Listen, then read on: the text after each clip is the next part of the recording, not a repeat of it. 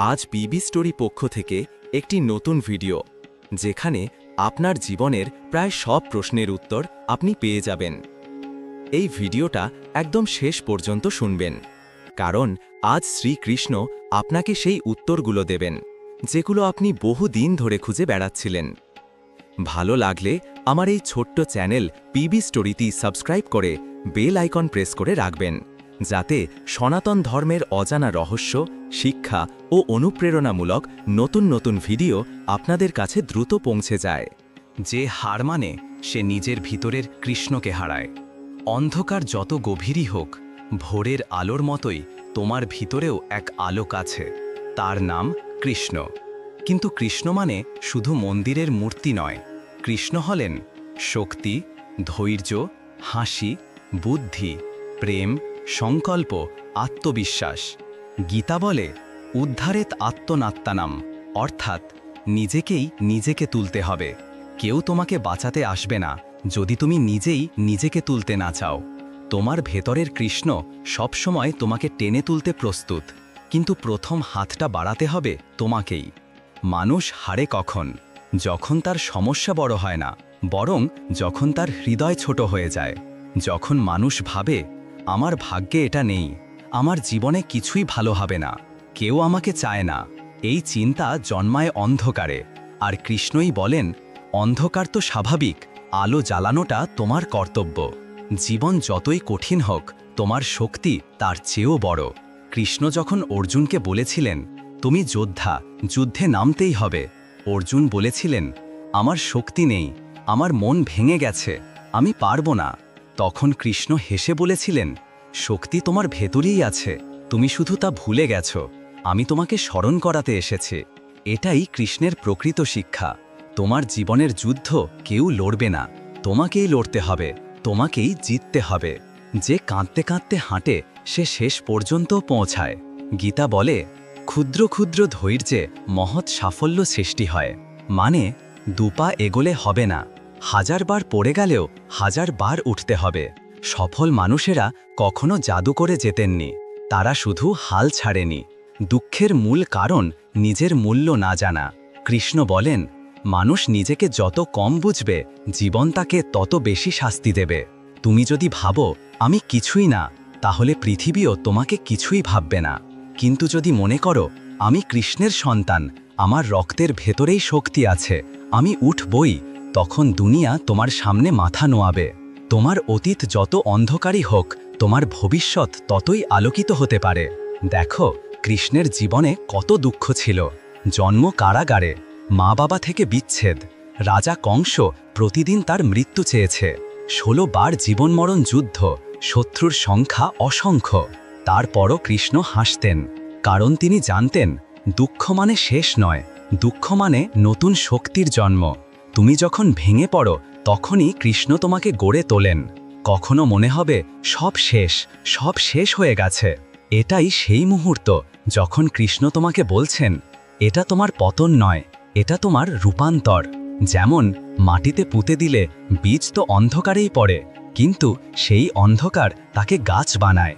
তেমনি তোমার জীবনের অন্ধকার তোমাকে নতুন কিছু বানানোর জন্যই এসেছে।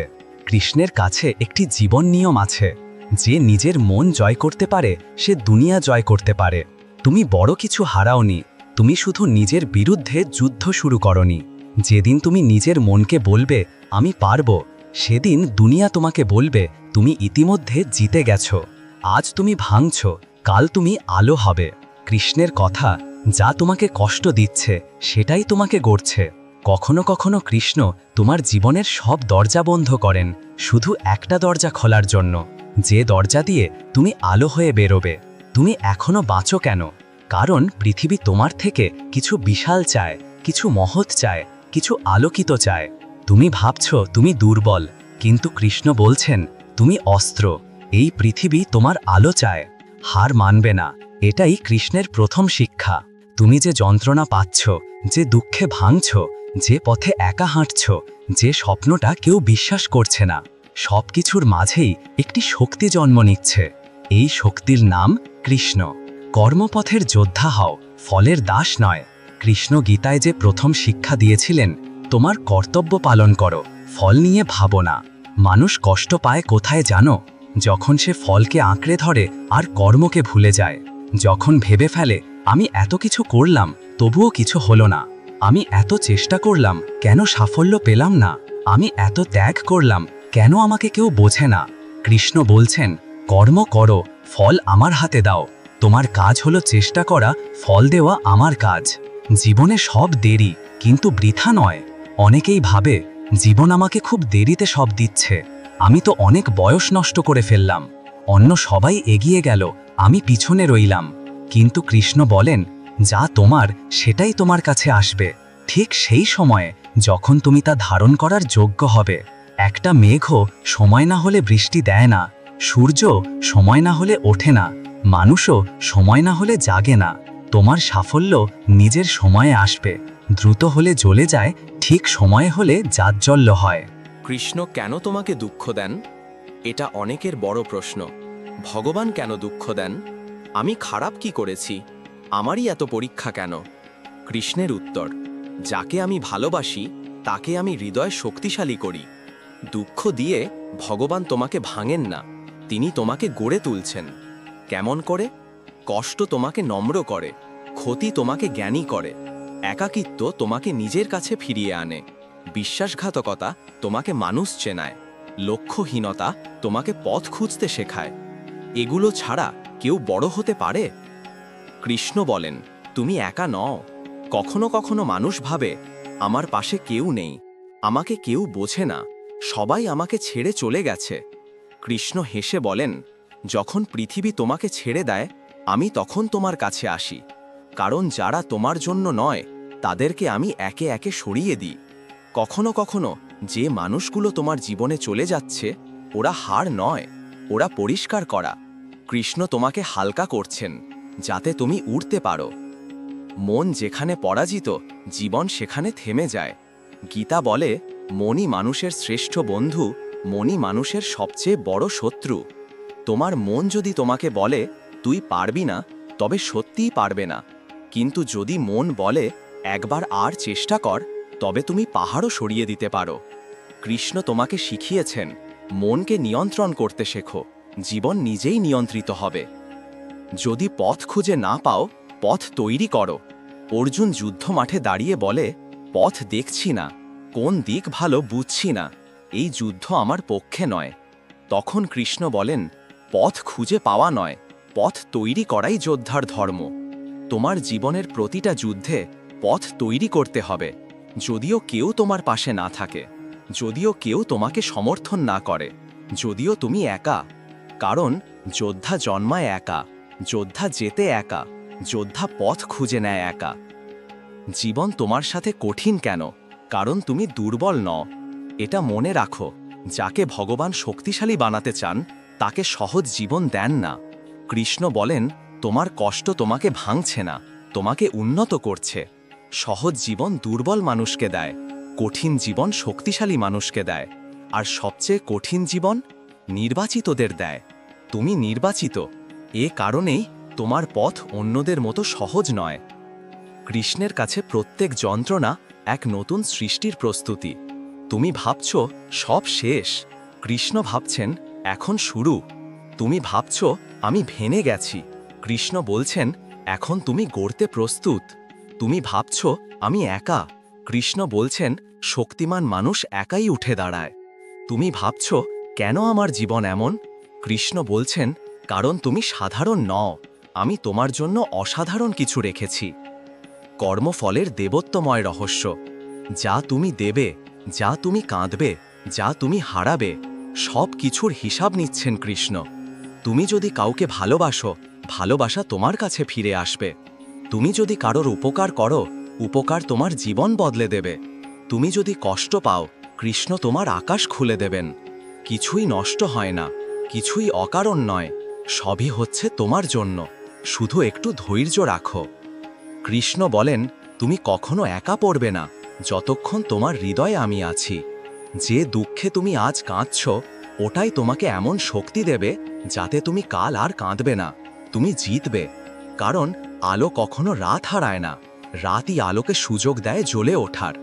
রাত যত গভীর হয় মানুষ তত নিজের ভেতরের অন্ধকারকে দেখতে পায়। এই অন্ধকার কারো ব্যর্থতা, কারো আতঙ্ক, কারো একাকিত্ব, কারো অতীতের ভুল, কারো অপমান, কারো ভেঙে যাওয়া স্বপ্নের ভিতর জমে থাকা কষ্ট। কিন্তু কৃষ্ণ বলেন, অন্ধকারকে ভয় করো না, অন্ধকারই আলোকে জন্ম দেয়। আজ আমরা যে যুদ্ধে আছি, ওটা পৃথিবীর বিরুদ্ধে যুদ্ধ নয়, ওটা নিজের ভেতরের যুদ্ধ। গীতা বলে, যুদ্ধক্ষেত্র বাইরে নয়, যুদ্ধক্ষেত্র মানুষের ভেতর। এটাই কুরুক্ষেত্র, এটাই মহারণ, আর তুমি এই যুদ্ধে দাঁড়িয়ে থাকা অর্জুন। মানুষের জীবনে একটি সময় আসে যখন সে নিজের ভেতরে ছিন্ন ভিন্ন হয়ে যায়। মন একদিকে টানে, হৃদয় আরেক দিকে টানে, দায়িত্ব টানে, ভয় টানে, আশা টানে, সন্দেহ টানে।